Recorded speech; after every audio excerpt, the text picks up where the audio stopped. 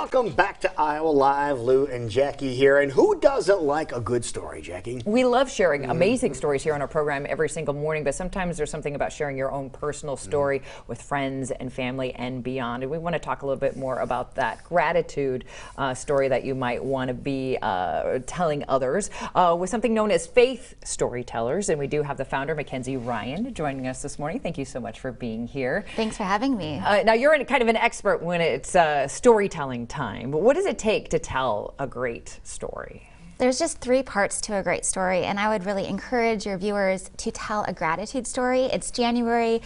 We have New Year's resolutions. Some people actually, instead of trying to lose weight or trying to get out of debt, they say, I want to have a daily practice of gratitude. Okay. So if you can't get a list down, if you don't have time for that, why don't you just tell a gratitude story over dinner or to a friend and really have that boost with your mental health. Because it really does make you feel good when you can acknowledge that something great has happened. Absolutely. Yeah. Can you give us an example of something like that so it doesn't seem too overwhelming, or it's like, oh, I have to come up with a story and then I have to tell someone, and it almost adds more stress as opposed to being a wonderful release. What would that look like in reality? Absolutely. So there are these big moments that might have so much gratitude for. A new baby, a marriage, something wonderful happens at work. We all have those things. Yeah, absolutely. But it could be just a small moment. So this morning I took my dog for a walk. There was a beautiful sunrise, and I just had this beautiful moment of peace. And when I really think about that, I think about the gratitude I have for it, and then I'm a Christian. I believe in a God bigger than myself, and so then I can tie that into my faith tradition and what I'm gratitude for before a really busy day today. And if you have that small moment of gratitude and you can share that with friends and family, it just boosts your wellness and your faith. Does it matter who you're sharing this with when you say friends and family? Is it somebody that you are very close to, or is this a coworker? Who are we talking about here? I would encourage folks that you're close to. So obviously start with your family. Start with your kids, your spouse, and maybe a close friend, and start sharing those stories. But actually I encourage, as part of faith storytellers, to write a gratitude story in a letter. Sometimes if we reflect back maybe 5 or 10 years ago, there's this person that had so much meaning to us that we're so thankful for, and yet they might not even know. So if you can put that story into a letter and mail it to them, it can just have huge benefits. Okay, so storytelling could be that way too, where you can put it down on paper or electronically. That's what people are doing nowadays too, and get it to them so they can realize how important they really are. Absolutely. How important is it of the storyteller of telling something of gratitude? Is it to tell someone else? Like I agree with you, when I'm out walking my dogs and I see a beautiful sunrise or sunset, I take a moment, I stop and I look and I'm like, wow, that's beautiful. Is that enough to just acknowledge and have that moment, or is there a part of truly sharing that with someone that fulfills what storytelling is all about? The research is amazing, so absolutely there's huge benefits to just taking that moment.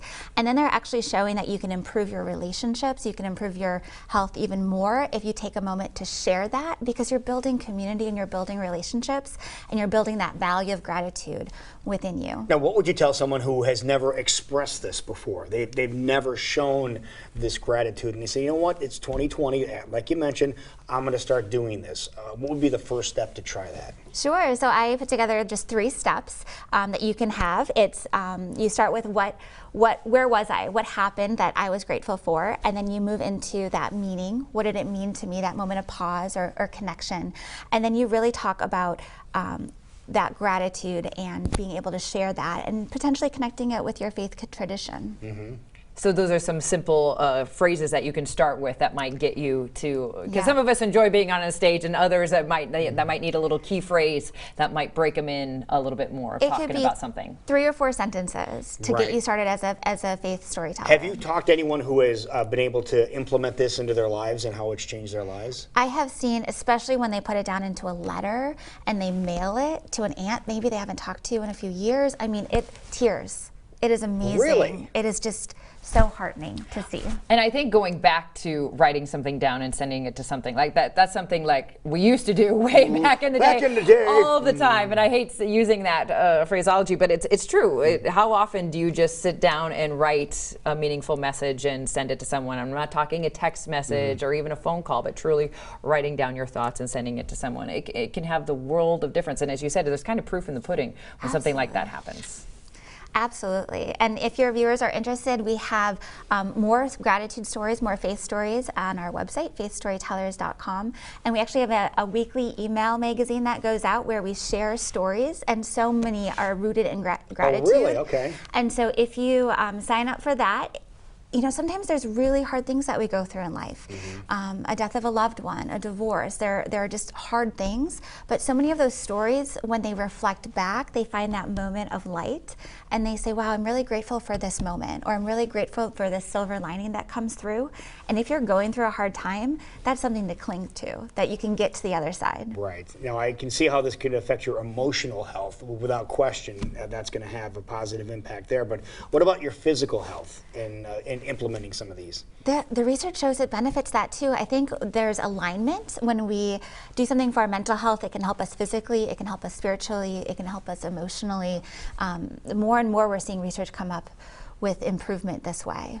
I like just the idea of looking at things in a more positive light as we head into 2020, and then sharing that with our loved ones around us. So a great way to get started, as Mackenzie mentioned, when I was grateful for, and to me it means. Think about starting a sentence that way and tell a story of something you are grateful for today and more into 2020. And if people want more details, of course, as you said, there's a newsletter that goes out that can kind of get people started and unite individuals that kind of have common thoughts as well at faithstorytellers.com. Absolutely. It's a Christian-based email magazine, but we really focus on what unites us rather than what divides us. I once heard, and I don't know if it's true, but I've heard it enough times, that Billy Graham wouldn't come to Des Moines because there's so much division. Oh, really? And so really, if we can focus on what unites us in our faith rather than what divides us in different beliefs, I really think there's power to that. And it starts with sharing just a personal story of your faith or gratitude, or what you want to,